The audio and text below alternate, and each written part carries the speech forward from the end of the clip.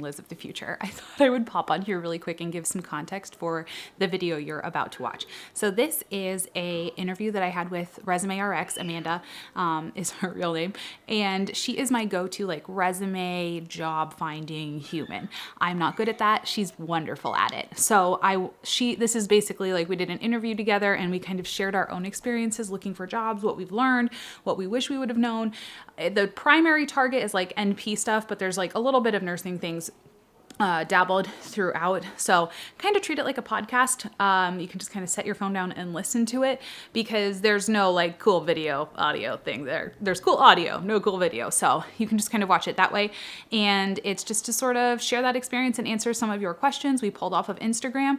And the other thing we'll be talking about that I wanted to let you know real quick is happening right now is she has a course that takes you from as an NP student, like graduation to like finding your new job, negotiating your contract. And she has in it, it walks you step by step.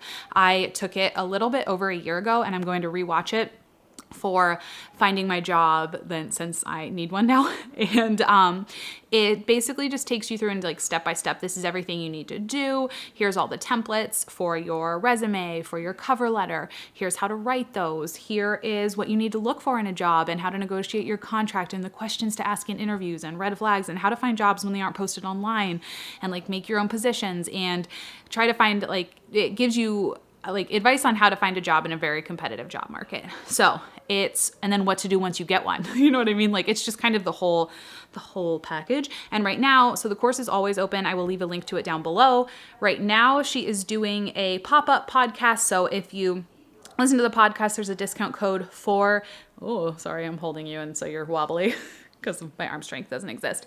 There's a discount code for the course because she's running it live. So like I said, it's always open, but a few times a year she does it live and she'll walk through it with you and there's live Q&As and you get like some one-on-one time with her where you can be like, hey, let me bounce this off of you for my specific situation. So I will leave a swipe up to the podcast. It's like there's like a pop-up podcast and that has the discount code. And then there is I'll leave a link as well to just the course in general if you're watching this in the future and that promotion is over. It's always open. There's a Facebook group that you get to join, so you have a community built in, and it's just like I feel like I've tried to stop like doing any, like I only work with things, that I absolutely love. So I have bought this myself and I love it. And yeah, so I wanted to let you know about that and kind of give you some context for what you're about to see. If you have any questions about it, feel free to reach out to me because like I said, I've taken it and I'm about to take it again. And yeah, let's get on with this interview.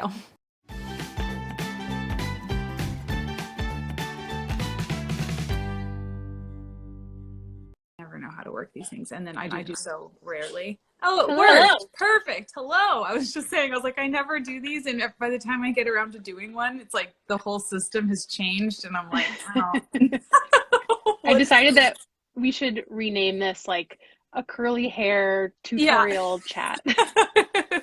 For real. Now it's really going to confuse everyone who already thinks I'm you. They're like, I love your templates. I'm like, oh, I'm so glad. I had someone message me like thanking me for the bread recipe once, and I was like, nope, definitely not me. No. I don't bake bread. I know, that's why I'm like, you don't want my template of a resume. People be like, what's this? Oh, perfect. Okay, yay. So everybody's kind of, hey, everybody who joined. So we'll probably just dive right into it and then everybody can kind of catch in and catch up wherever they are. If you guys aren't familiar with Amanda, well, I'll let you introduce yourself. Yeah. So, hey everyone, I'm Amanda. I am the person behind the ResumeRX, and I am a nurse practitioner. I have been for about 10 years, and my little corner of the internet is where I help nurses and nurse practitioners with career success, resume success, finding jobs without having to apply online, which is my favorite thing to do. So yeah, that's me. I'm excited to have this talk because I think that we have a few things to unpack and uncover and help with. I was watching your stories from this morning, Liz, about how, you got some feedback that sometimes what you're sharing can feel discouraging to people.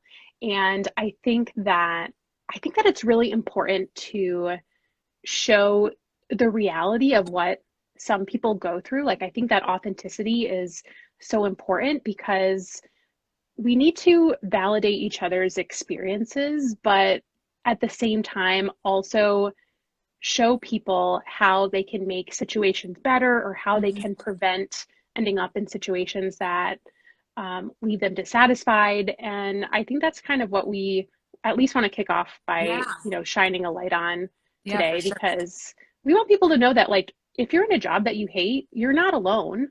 Okay, Yeah. you're not the first person ever to hate your job, but at the same time, we want you to feel empowered to do something about it, Yeah. right? Like, Yeah. we're not doing anyone any favors to say everyone will end up in a job that they love, rainbows and Yeah. butterflies.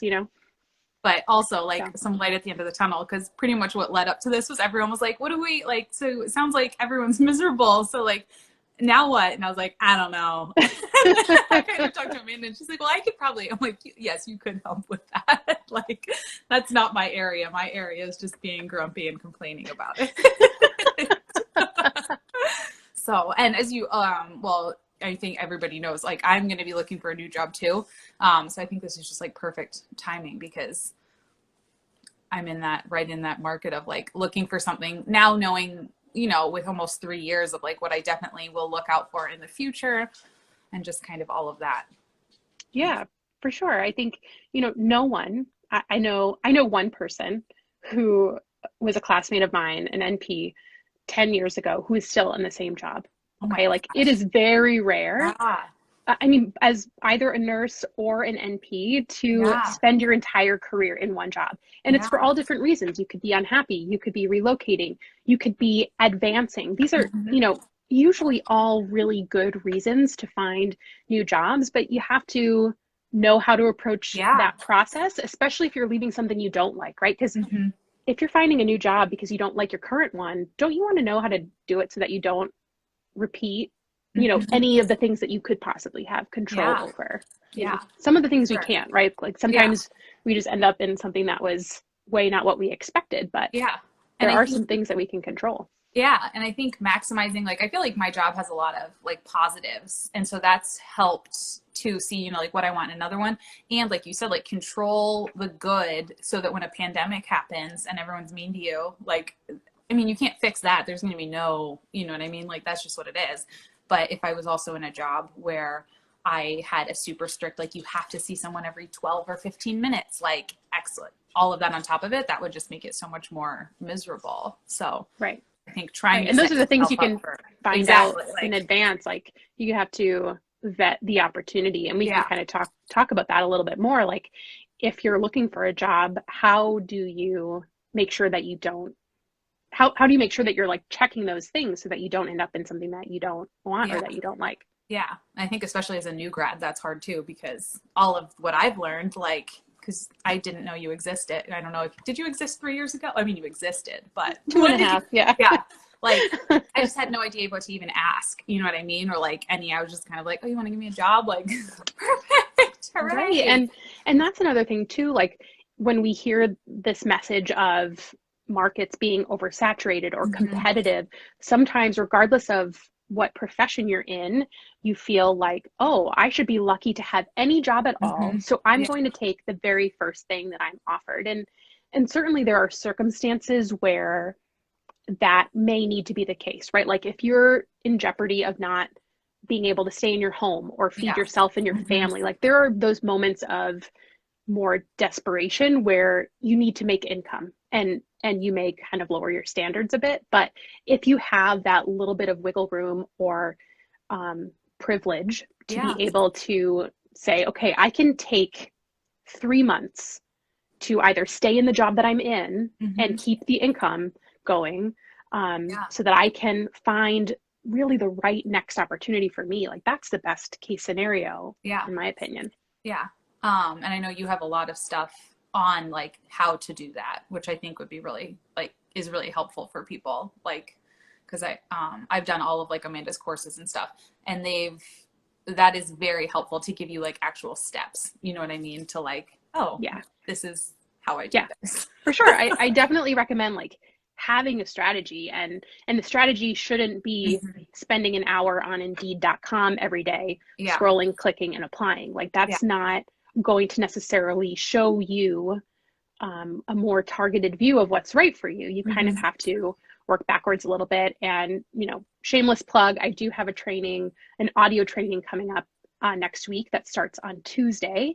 It's a private podcast series. And thanks, Liz. I know you've posted about it a couple times, and I'm sure that you can put the link to it somewhere, either with this video or afterwards, so that people can get in on it. It's a free 3-episode training called Your NP Job Search Strategy. It is for nurse practitioners, but in that training, I'm going to teach people how to reverse engineer your job search, because that's really the method that I find to be most effective for most people to, find opportunities that really align with what they want out of a job, as opposed to just looking to see what's available. Because the truth is, 75% of job vacancies never make it to the internet.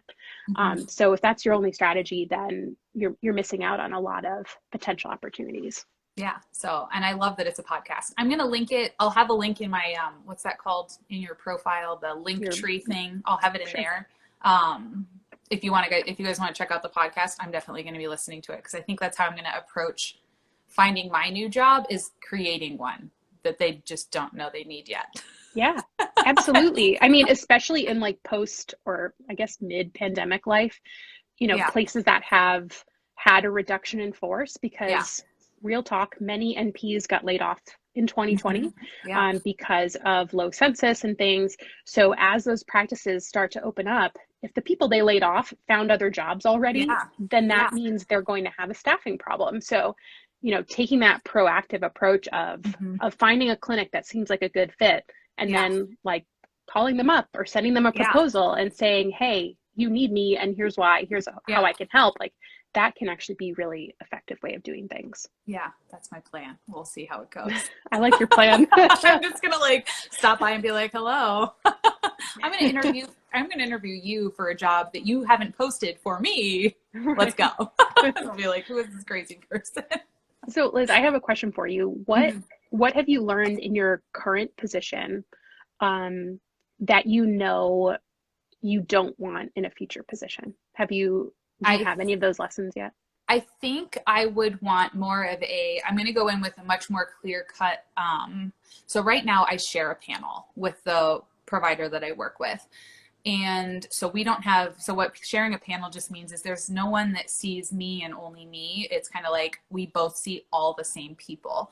And that has benefits in that you get like other eyes on things, but it also leads to a lot of things of like, there's patients that come in and are on plans, and I'm like what is this? Because the person I work with, she's a phenomenal provider. We just have differing opinions on some things, and it's also a private practice.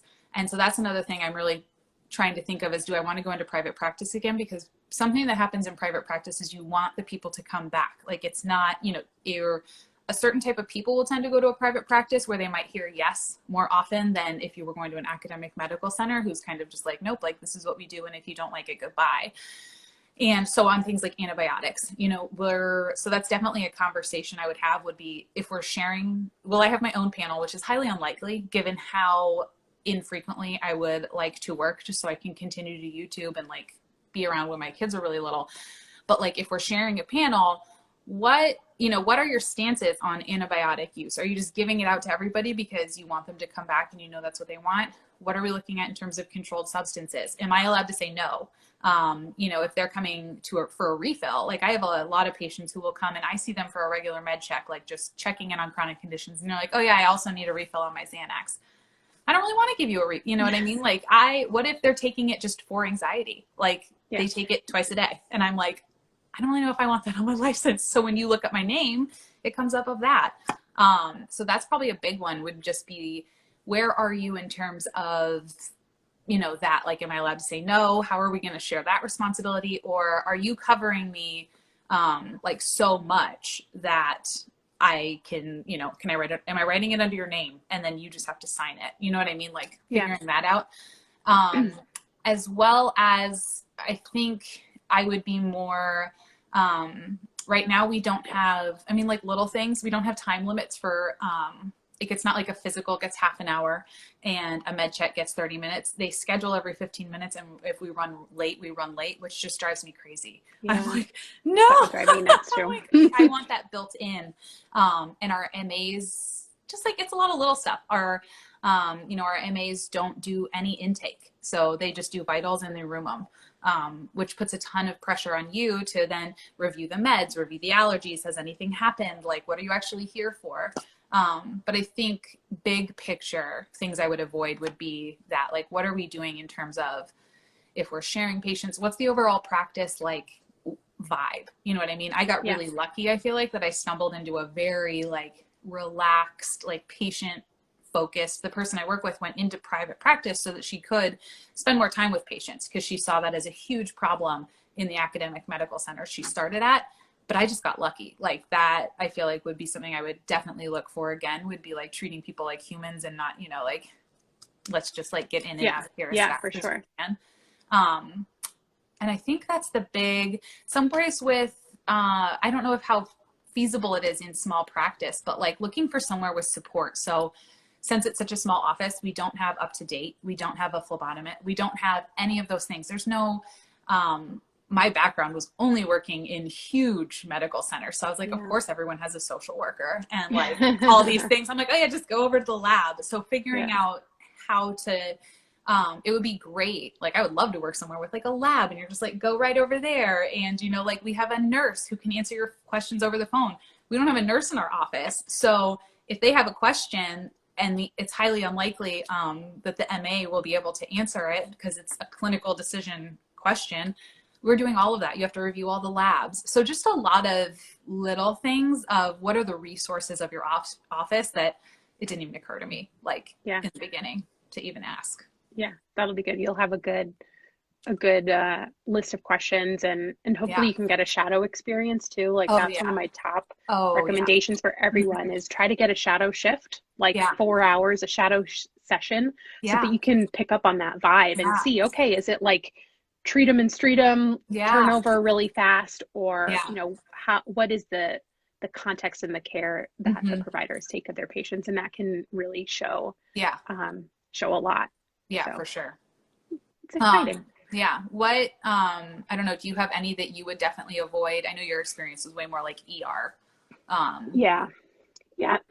My experience is mostly in the hospital setting. But I think that, really starting by, and regardless of whether you're experienced or new grad, like thinking about, okay, what do I want not only from the job, right? Because like the things you've talked about are just about the job, but like, what do I want for my life? How do I want this job to fit into my life? Because that's the question that people don't necessarily ask. They're kind of thinking, okay, how's my life going to fit into this job? But if you have kind of the opportunity to think about that, that's going to lead to more work-life balance. And you touched on that, like you don't want to work full-time because your kids are little. You have, a YouTube channel that takes a lot of your time. So like your needs are going to be different, but at the same point, like for other people who are going through this, new grads, like, do you want to be home for dinner every day? Like, do you have a family? Do you want to make it to kids' sports practices? Or do you want to work 3 or 4 shifts all condensed so that you can have like a long stretch of time because you travel or something like that? Like really taking that approach to figure out what you want your whole life to look like can really boost those chances of you being able to achieve that work-life balance that we all talk about and strive for. That is really the challenge when it comes to finding the right job, because a lot of people can like show up and push through whatever it is as long as it's safe.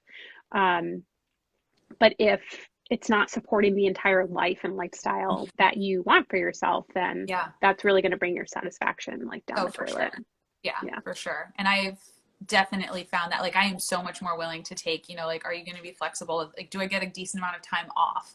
So I can actually enjoy my life. And like, do you provide built-in time for charting? I think that's going to be a big one going forward too. Or like, are you flexible with when I have to submit my charts? So if I have are you going to be like, you have to have them submitted within 2 days and no, you don't get any specified time where you can just do paperwork and charting. Because I hear so many horror stories of people going and like charting for hours at night. And I'm like, no, like Yeah. I gave you plenty of hours on this day. Like, let's just be done. And so that's definitely something that I would pay attention to going forward. Right. And you want to know, like, are you going to be on call? That's something that happens for NPs, especially in the outpatient setting. Like, are you going to be on call? Is there going to be a rotation? Are people going to be like, are you going to be expected to check your labs on stretches of time off? Like, who's going to pick up that type of slack? Because just in some smaller practices, even if you're not there, if you're off, like everything else is still happening, right? You like, still have to answer messages. You still are like, the person. Right. Exactly. Exactly. Oh, yeah. I think that's a really good point. I'm trying to think of what else we had powwowed before. I'm like, Amanda, what do you want to talk about? You had a way better idea than I did. I was like, I'm just here to absorb all of it. Sorry, someone asked who I was, so I'm just typing in the chat. I'm Amanda from the ResumeRX. She's great. Hi, everybody. If you just hopped in. She's a wonderful human. Yeah. Are you able to bring up questions from the question box from the people who submitted yesterday? We can probably get to a couple of those. Someone asked, this is kind of like an interviewing question. When in the process of interviewing, do you bring up that you need to pump at work? And I think that could apply to anything. Like, when do you bring up that if you're pregnant, if you have a trip coming up, like you already have a vacation scheduled, and like, when do you bring up things that could be inconvenient or seen as inconvenient because you're a human, and they, like you had said, you want to make sure that they see you as a human and not just like a working robot, like in the process of getting a new job. Yeah. The pumping thing, I don't know, I'm going to give a snarky answer to this one. Like, don't tell them. And then when you start, you have to be given time to pump. It's like a legal thing. So I would tell them once you start, and if they take action against you, then you have a nice little lawsuit on your hands. Yeah. So that's a little snarky. But the pregnancy thing is, I get this question a lot. I am all about honesty. I think honesty is the best policy. I don't like to be deceptive at all. But for pregnancy, I probably would wait until after I had a job offer, to be honest, because then you know that information has not affected their decision to offer you the job. And in your response, in your acceptance, thank you so much for offering me this position. I'd be delighted to start. Just want to give you a heads up that I'll be needing 12 weeks off from here to here because I'll be having a baby, or I have a pre-scheduled trip, or I have, whatever it is. But I think that it is appropriate and fair to tell them before you start. Some people would disagree with me on that. And like I said, there's really no right or wrong answer, but that's kind of how I like to, what I like to recommend. Yeah. And I think that makes sense. And I've seen, and don't apologize for it, I've seen a lot of people apologize. I'm like, never apologize that you have a life. And like, like, like it's okay. And one thing that could be beneficial too is if you are having if you're pregnant and you're having a baby and you're applying and you're like 8 or 9, you're later on, you can always leverage that and just say, it's going to take me months to get credentialed. Like, exactly. That's my, I won't be employed by you, but I would love to start, like, I'm looking to be home for like 12 or however long it is after the baby's born, and I can just start, you know what I mean? Yeah. I'm available to start on this date. Yeah. I'm happy to do credentialing paperwork or whatever's required before then, but I'll be on maternity leave with my baby and this is my start date. Exactly. I fully support that. Get it going. And in terms of pumping, no, once you've had the baby, then you're just like, hey, fun fact, like, I'm going to be pumping. I need this blocked out of my, like, because you're allowed to have breaks often. I mean, I don't have breaks built into my schedule. But when I was pumping, I did. And I just told them, like, hey, like, I'm going to need this time every day, like, just chop it out. And then I pumped on my lunch too. So, how do you learn about work culture from an interview? Well, good question. I would observe as much as possible. So of course you're going to be answering questions during the interview and interacting. And while you're doing so, like, take inventory of the people that you're talking to, how they interact with one another. If you're at the practice and you can observe any like patient encounters in passing, like see how they interact with their patients. And then my number one tip before starting any job is to ask for a shadow shift. And that will really be when you can really observe the company culture, because you'll hopefully have the opportunity to be a fly on the wall for at least a couple of hours. And yes, people will be on their best behavior, but even still, it will give you the opportunity to really feel what the vibe is. Yeah, for sure. And if you can always ask the other people that work there. I thought this was especially helpful when I was going for nursing interviews, when I was applying for my second job, is I asked the other nurses who, they don't care if you work there. Like, right, they're not exactly. going to be on their best behavior. And they'll tell you the truth. Like, hey, do I want to work on this unit? And they'll be like, either like, yeah, like here's the kind of the pros and cons, or like, no. And you'll get a real good answer that way. This person said, I've heard contracts are bad. For example, a new grad residency wants a 2-year commitment. What are your thoughts?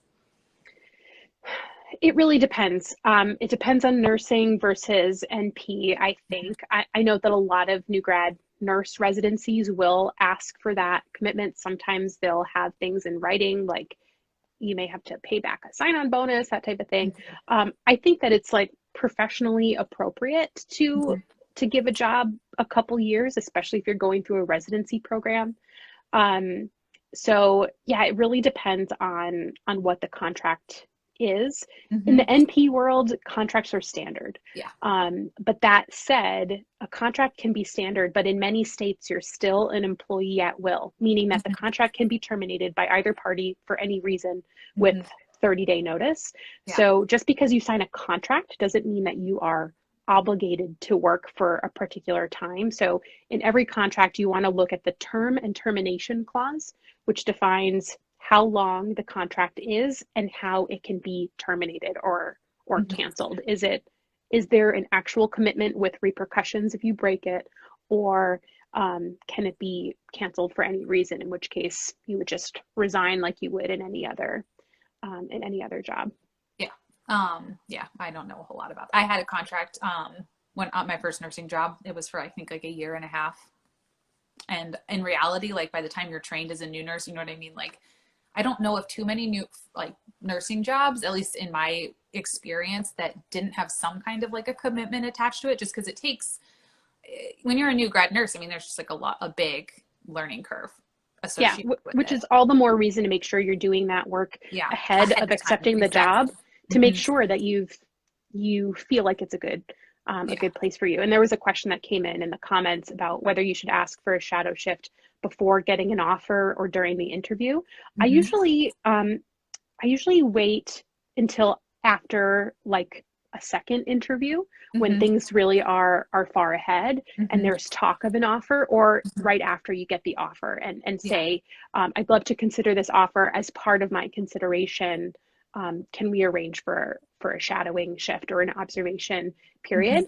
And if they say no, you should read into that. Yeah, I saw AKB said, are they generally open to that? And I would say if they're not, that's a huge red flag. Like, yes. My first job said no, and I was still like, oh, it's fine, and it was not fine. And I know why they don't let you shadow, and I think so my second one was like, please come, and it was like Disneyland. Like, everyone who went there would be like, oh, okay, like, this Side note, I think it would be really fun to be the nurse at Disneyland. That's on my bucket list of dream jobs, along with I want to be like the nurse or NP in residence at a Caribbean resort. Yes. I mean, it's so hard. You're so dehydrated or you're so drunk, and it's just I feel like those would be your options. Yeah, right. This is perfect. Let me see. I was gonna try to find some from, I wish you could like mark the ones, that you were like, this would be perfect. It will be saved. A lot of people are asking if it's going to be saved. It'll be saved either on here as an IGTV if it lets me, or on YouTube. It'll really just depend on what it lets me do. I don't know, because I never do these. Let me see. I don't know how to get into nursing informatics. Someone asked that. I don't know if you know that. So you can do two things. You can either go to a nursing informatics program, like get your master's in nursing informatics, thus making you theoretically more qualified to land one of those jobs.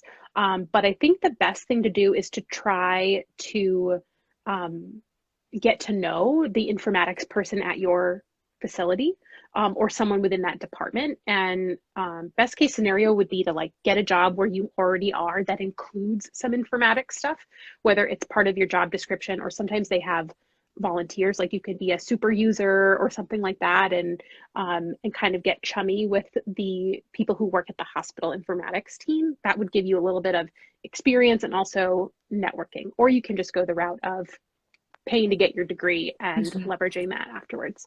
Yeah. And someone had asked, I saw it in there, if you recommend working with like a recruiter. This is an it depends question. If you're a travel nurse, you pretty much have to, so that's a yes. If you're an NP, the thing is, recruiters, there's a difference between hospital employed recruiters who, yes, totally fine to work with because they work for the facility. Third party recruiters have a financial vested interest in filling spots. As a result, in my experience, there can be some pressure because they're not going to get paid. They're not going to get their full payment until they fill the spot, right? So they might be nudging you towards a position that may not be a good fit and may not have a truly objective opinion in mind.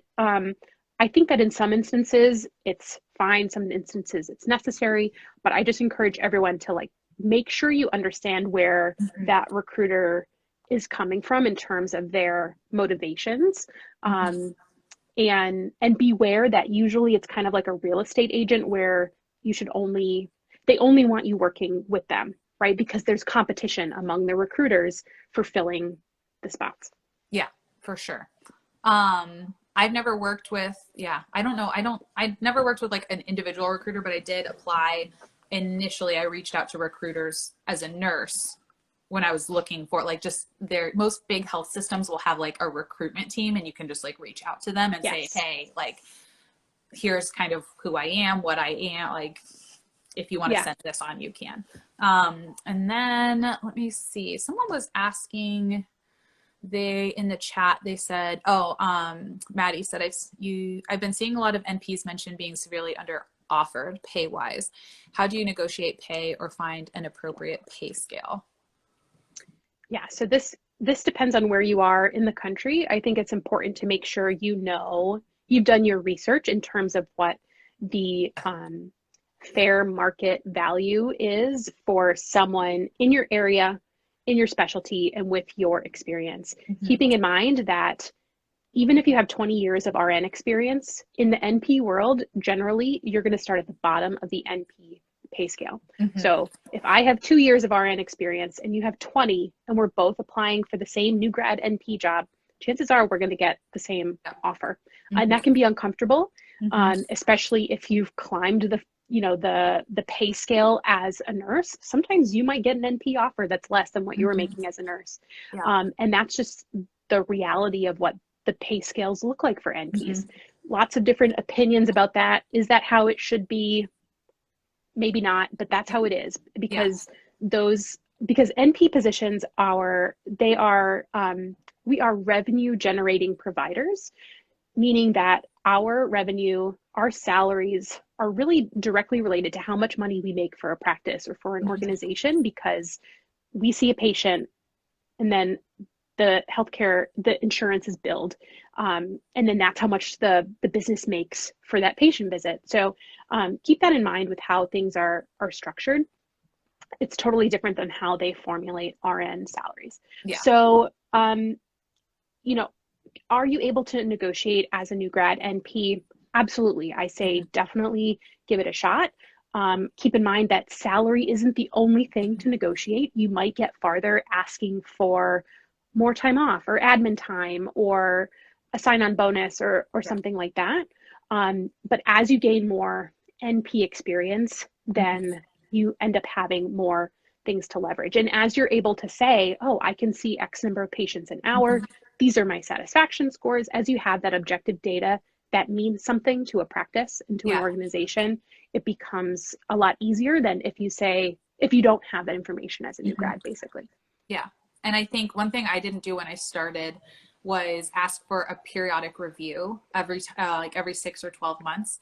And that's would be a good time to incorporate the, hey, this is what I'm bringing to you. Like I would like a raise conversation, because Definitely. it's definitely less awkward when you already have a set down meeting than when you're like, hey, can I talk to you like about this and like see where we're going and if I can get a raise. So I would always say, like, make sure you have it scheduled, like in your contract, that you will be meeting, for a performance review and just a discussion about continuing on your contract every so Yeah. often. And then, like you said, you can, I think it can be hard because there's definitely, especially on like the Facebook groups, there's all these people and people are like, oh, I got this awesome job offer and they're going to give me 5 weeks off and all this stuff. And they're like, and here's the salary, and people attack it. And they're like, how dare you take something for that salary? And it's like, but if you are enjoying like, if it offers so many like life, like, so you'll actually maybe enjoy your life and your job at the same time, like, is it worth it to, you know what I mean? Like, I just think Yeah. I'm so much I more in totally the agree.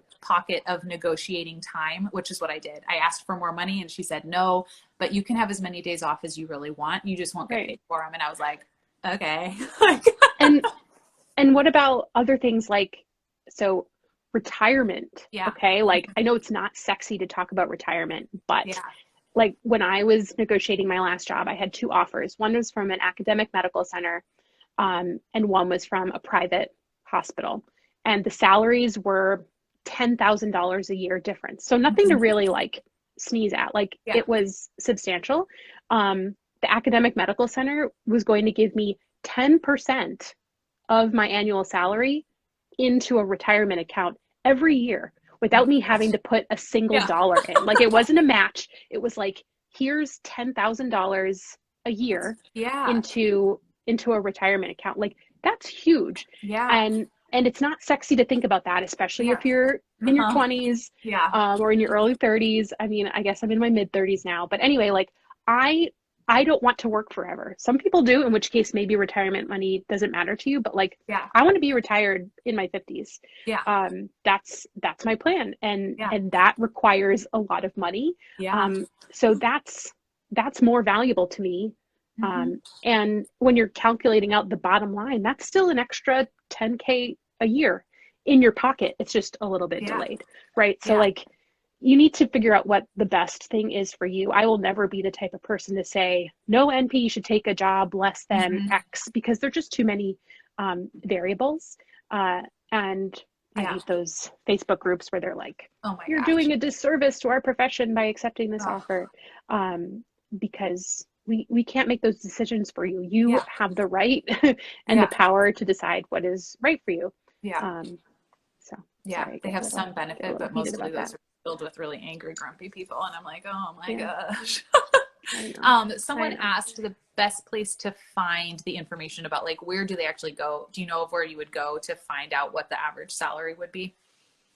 Yeah, so I like salary.com Mm-hmm. or Mm-hmm. glassdoor.com. I like that. Glassdoor has a little bit of a gate. Like, I think you have to anonymously submit your salary in order to Mm-hmm. get full access. So some of them you do have to like give your email address. Yeah. But that's a good way to do it. And you could go to a Mm-hmm. Facebook group Yeah. that's like for your state or for your area and do Mm-hmm. some polling. But yeah, I like those. And then who is it that comes out with, someone comes out with an annual NP compensation report. Oh, I can't yeah. think I of don't the remember. name Yeah. off the top of my head, but Google should be able to answer that for you. Yeah.